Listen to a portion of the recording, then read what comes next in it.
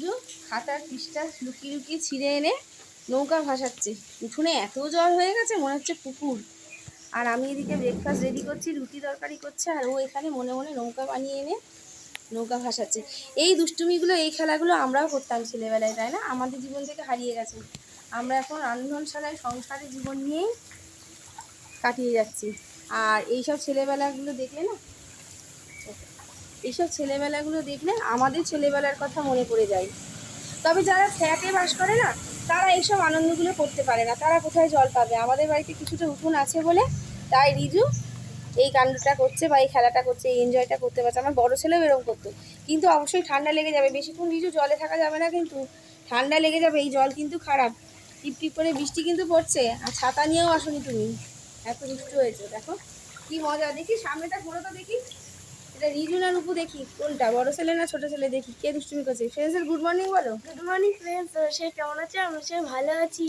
ও ছোট নৌকাটায় বসেছে, দেখো ওতে জলেই আছে, আর বড়টা দেখো আমি আর দাদা উঠবো, আর ছোটটাই কি তুই আর দাদা উঠবি? কিন্তু ছোটটার পার বেশি।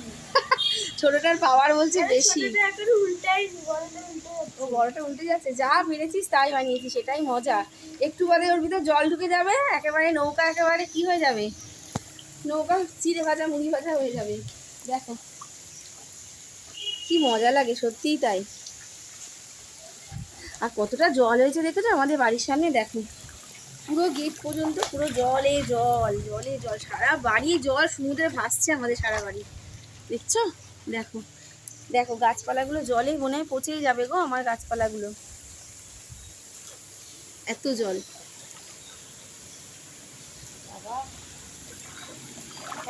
বলো বাবা, আর জলে ভিজো না। বড় নৌকাটা ডুবে গেছে। দেখো দেখো ছাড়তে ছাড়তে ডুবেও লেগে যায়। এই যদি নৌকার পরিস্থিতি হয়, এই রিক্সে এই নৌকায় আমি উঠবো না, কেউ উঠবো না বাবা। তলিয়ে যাবো না কি জেনে শুনে এই নৌকায় উঠে তলিয়ে মরে যাবো। এমনিতে আমি সাঁতার জানি না, তারপরে এই ভাঙাচোরা নৌকায় উঠে আমি মরতে বসবো অকালে।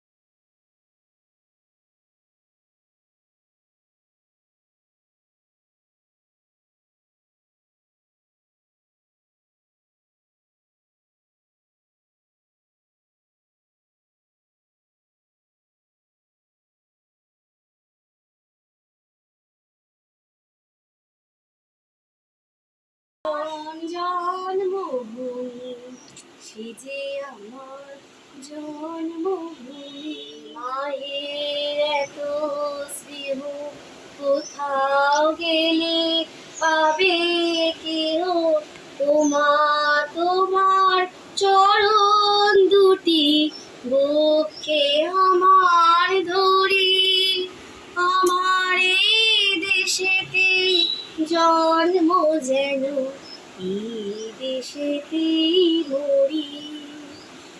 এমন দেশটি কোথাও খুঁজে পাবে না কো তুমি, ও সে সকল দেশের রানী সেজে আমার জন্মভূমি, সে যে আমার জন্মভূমি, সে যে আমার জন্মভূমি। আজকে একটা শুভ দিন। আমি মামুনি চলে এসেছি তোমাদের সামনে কিছু কথা আর কিছু কাজ নিয়ে। আর আমার নামটা তোমাদের বলা হয়নি, আজকে বলে দিলাম। আমার নাম মামুনি, অনেকে হয়তো জানো না, রিজুর নামটা সবাই জানো। তো আজকে আমার নামটা আমি নিজেই বলে দিলাম, আমার নাম মামুনি। চলে এসেছি তোমাদের সামনে। তো আজকে একটা বিশেষ দিন, রাখি বন্ধন উৎসব। কিন্তু সকাল থেকে অঝোরধারায় বৃষ্টি পড়ছে, দেখেছো তো। আর এই রাখি বন্ধনের দিন আমাদের বাড়ির সামনে 3-4 বছর ধরে মাইকে করে গান করতে করতে, দেশাত্মবোধক গান করতে করতে সকলের বাড়ির সামনে দিয়ে যাবে, পাড়ায় পাড়ায় ঘুরবে। আর বাড়ির সামনে যারা দাঁড়াবে তাদের অবশ্যই একটা করে রাখি পরানো হবে, সাথে দেওয়া হবে মিষ্টিমুখ করানো হবে, লাড্ডু খাওয়ানো হবে। আর তোমরা তো সকলেই জানো এই রাখি বন্ধন উৎসব আমাদের ভারতবর্ষে, কিন্তু পশ্চিমবঙ্গের মাটিতে বিশেষ করে এটা পালন করা হয়। রবীন্দ্রনাথ ঠাকুর কিন্তু এই রাখি বন্ধন উৎসবটা চালু করেছিলেন সকল মানুষের মধ্যে, জাতি ধর্ম নির্বিশেষে সকল মানুষের মধ্যে, ছেলে মেয়ে সকলে কিন্তু আজকের দিনে রাখি একে অপরকে পরায়। তো জানি না আজকে কিভাবে এই দিনটা পালন করা হবে। প্রচণ্ড বৃষ্টি হচ্ছে, যদি বৃষ্টি কমে যায় তাহলে হয়তো ওরাও নিশ্চয়ই বেরোবে। আর এই গানটা করলাম যে সত্যি বারে বারে মনে হয় যেন আমি এই ভারতের মাটিতেই জন্মগ্রহণ করি। শুধু ভারতবর্ষ বলবো কেন, পৃথিবীর সর্বত্র জায়গায় কিছু দুষ্টমূলক লোকের জন্য, দুষ্ট লোকের জন্য, তাদের কুকর্মের জন্য আজকের এই সুন্দর পৃথিবী কিন্তু বিষাক্ত হয়ে উঠেছে। এই বিষাক্ত পৃথিবীতে নিঃশ্বাস নিতে কষ্ট হচ্ছে, সত্যি আর শান্তি পাচ্ছি না। প্রতি মুহূর্তে টেনশন নিয়ে চলতে হচ্ছে। ভগবান, এইভাবেই চলতে থাকলে তুমি এই বিষাক্ত পৃথিবীতে আমাকে আর যাই করো, আমাকে মানব জন্ম দিয়ে আমাকে আর পৃথিবীতে পাঠিও না। আমি চাই না মানুষ জন্ম হয়ে এই পৃথিবীতে আবার। রবীন্দ্রনাথ ঠাকুরের কথাই আছে না, মরিতে চাই না আমি এই সুন্দর ভুবনে। হ্যাঁ, কিছু দুষ্ট মানুষের জন্য এই সুন্দর ভুবনটা কিন্তু কলঙ্কিত হয়ে যাচ্ছে, কলঙ্কে ভরে যাচ্ছে। কি করে এই কলঙ্ক থেকে মুক্ত হবো জানি না। একটাই উপায় আমি বলতে পারি, যে কোনো মূল্যে যে কোনো রকম অন্যায় করুক না কেন, ইমিডিয়েটলি যার যেন কঠোর থেকে কঠোরতম শাস্তি হয়।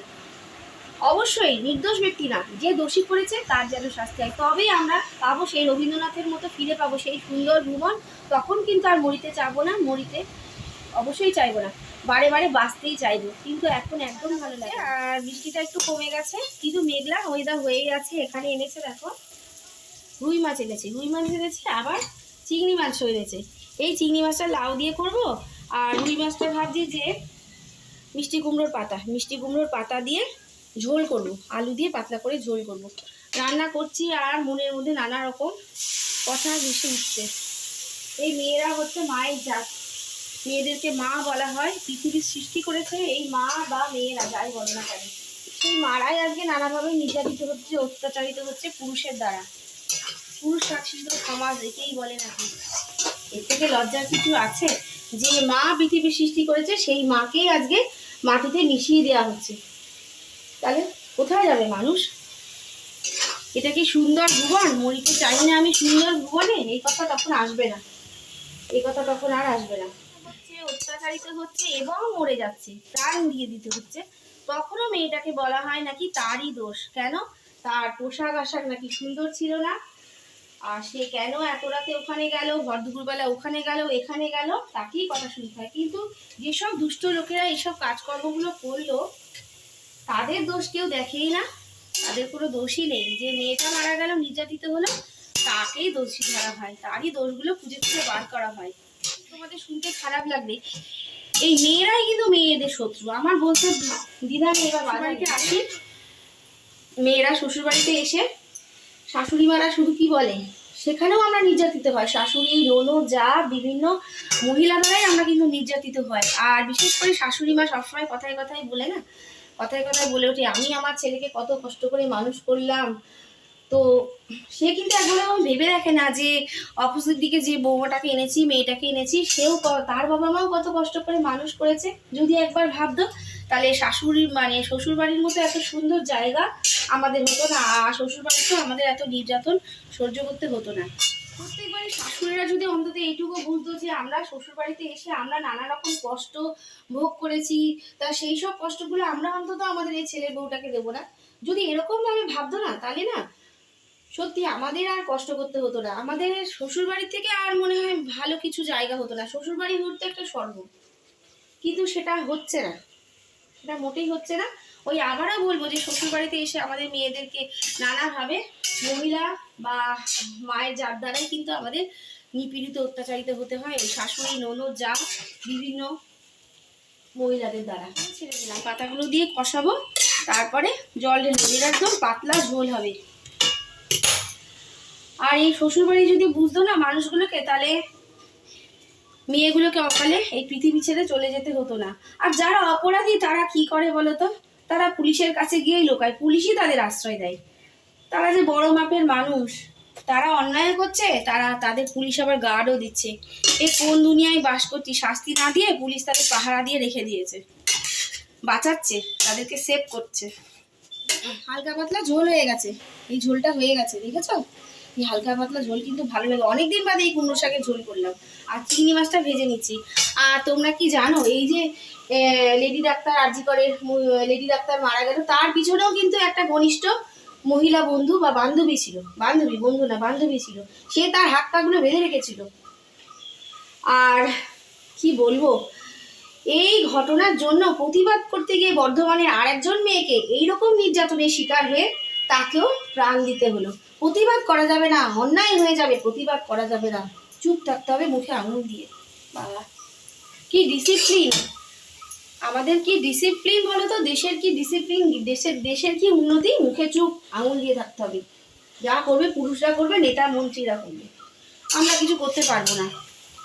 তাহলে আর কি বলবো, এই কথাটা আবারও বলছি, শাশুড়ি মা সবসময় যে বলে ওঠে না যে আমি আমার ছেলেকে কষ্ট করে মানুষ করেছি, মেয়ের মারা তো কষ্ট করে না, মেয়ের মারাও কষ্ট করে মানুষ করে, মানুষ করে মেয়ের মারা কি করে, দান করে দেয়।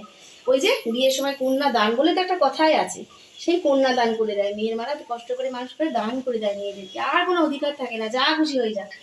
তাহলে আমি আমার দুই ছেলেকে ধরো না কষ্ট করে মানুষ করছি, আমিও কি আমার ছেলের বৌমায় এরকম অত্যাচার করবো? না, কখনো না। আমি যেগুলো কষ্ট করেছি সেগুলো ভাববো যে আমার কি কি দিকে অসুবিধাগুলো ছিল, কি কি নিয়ে আমি কষ্ট ভোগ করেছি, সেগুলো আমি তাকে করতে দেবো না। তবে অপোজিট দিকে সেটাও ভাববো যে আমার ছেলের বৌমা যদি আমাকে অত্যাচার করে, অবশ্যই ভগবান বলেছে না যে ছোবল না মারতে পারো ফোঁস কিন্তু তুমি করবেই। তবে আমি তাকে যতটাই ভালোবাসবো ততটাই কিন্তু শাসন করব। আমি কিন্তু বৌমা আনবো না, আমি কিন্তু মেয়ে আনবো। কিন্তু হ্যাঁ, অবশ্যই তাকে সেইভাবে চলাফেরা করতে হবে, তার অবাধ স্বাধীনতা থাকবে। কিন্তু অবাধ স্বাধীনতা বলে এই নয় যে এইভাবে সবাইকে অত্যাচারিত করা, এটা কিন্তু স্বাধীনতা না। সুন্দরভাবে চলাফেরা করতে হবে। তাহলে আমি লাউটা করে ফেলি এবার। আমার দেশের মাটি তোমার করে ঠেকায় মাথা, ও আমার দেশের মাটি তোমার পরে ঠেকায় মাথা, তোমাতে বিশ্বময়ী, তোমাতে বিশ্বময়ী আঁচল পাতা, ও আমার দেশের মাটি তোমার পরে ঠেকায় মাথা, ও গো মা তোমার কোলে জনম আমার, মরণ তোমার বুকে, ও মা তোমার কোলে জনম আমার, মরণ তোমার বুকে, তোমার পরে খেলা আমার দুঃখে সুখে, তুমি অন্য মুখে তুলে দিলে, তুমি শীতল জলে জুড়াইলে, অন্য মুখে তুলে দিলে, তুমি যে সকল সহা সকল বাহা মাতার মাতা, ও আমার দেশের মাটি তোমার পরে ঠেকায় মাথা, ও মা অনেক তোমার খেয়েছি গো, অনেক নিয়েছি মা, তবু জানি নে যে কি বা তোমায় দিয়েছি মা। আমার জনম গেল বৃথা কাজে,